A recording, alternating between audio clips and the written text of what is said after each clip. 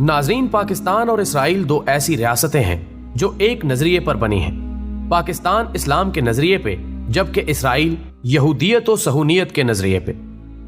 ये दोनों नजरियात एक दूसरे का उलट हैं और इनका टकराव हमेशा हर दौर में रहा है। क़याम पाकिस्तान के अवाइल में ही इस बात का ऐलान कर दिया गया था कि पाकिस्तान कभी इसराइल जैसी मुतनाज़ मुमलिकत को तस्लीम नहीं करेगा, और ये अल्फाज किसी और के नहीं बल्कि बाबाए कौम हजरत मोहम्मद अली जिन्ना रहमतुल्लाह अलैह के थे। अव्वल दिन से इसराइल पाकिस्तान से खायफ था और पाकिस्तान का वजूद उसके लिए बायसे तस्लीम नहीं था। पाकिस्तान के पहले वज़ीर आज़म लियाकत अली खान को एक बड़ी रकम बतौर इमदाद पेश करने का लालच दिया गया था, जो कि उस वक्त अरबों की मालियत थी, और शर्त रखी गई थी कि वो सिर्फ एक बार अपनी जुबान से इसराइल को तस्लीम करने का ऐलान कर दें। लेकिन लियाकत अली खान ने उस वक्त बड़ी सख्ती से ये बात वाज़े की थी कि ऐसा होना किसी सूरत भी मुमकिन नहीं है। पाकिस्तान कभी इसराइल को तस्लीम नहीं करेगा।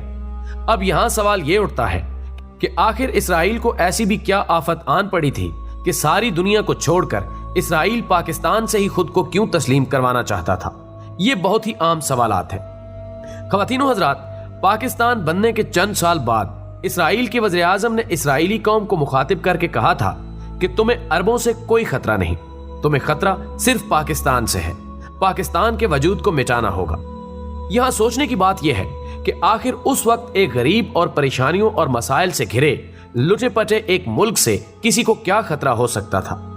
उस वक्त पाकिस्तान के पास कोई इतने जदीद हथियार भी नहीं थे, ना ही एटम बम का तसव्वुर था। अरब ममालिक तो उस वक्त भी तेल और कुदरती वसाइल से माला माल थे, इसराइल को टक्कर देने की पोजीशन में भी थे। लेकिन इसराइल की कमाल चालाकी से उनकी हुक्मरानी में अयाशी और फहाशी का ऐसा जहर सिरायत कराया कि वो इसराइल के खिलाफ बोलना भी बकवास समझने लगे। उन्हें यहूदी और बैरूनी कंपनियों और सरमायाकारी के जरिए दौलत की रेल पेल में लगा दिया गया कि जहां अब उन्हें इन चीजों से दूरी मौत से कम नहीं लगती। पाकिस्तान को हर तरह से लालच देने के बाद 1965 में इंडो पाक खून रेज जंग छेड़ी गई, जहां इसराइल ने इंडिया की हर तरह से मदद की। लेकिन अल्हम्दुलिल्लाह मुजाहिदीन वतन ने दुश्मनों को मार भगाया। इसराइल ने हर फोरम पे खामोशी से ही सही लेकिन पाकिस्तान की मुखालफत की। हमारे मुल्क के गद्दार सियासतदान तो शायद दहाइयां पहले ही इसराइली माल के लिए अपना मुल्क को धर्म बेच देते, लेकिन इस कौम की तरफ से आने वाले रद्द अमल और पाक फौज की तरफ से सख्त मुखालफत का डर हमेशा उन्हें इस कदम से रोकता रहा। हमारे सियासतदानों ने मुल्क को इसराइली और उसके दजाली इदारों का मोहताज करने में कोई कसर बाकी न रखी। ये इसराइल का हाथ ही था कि 1971 में आप दो लख्त हो गए।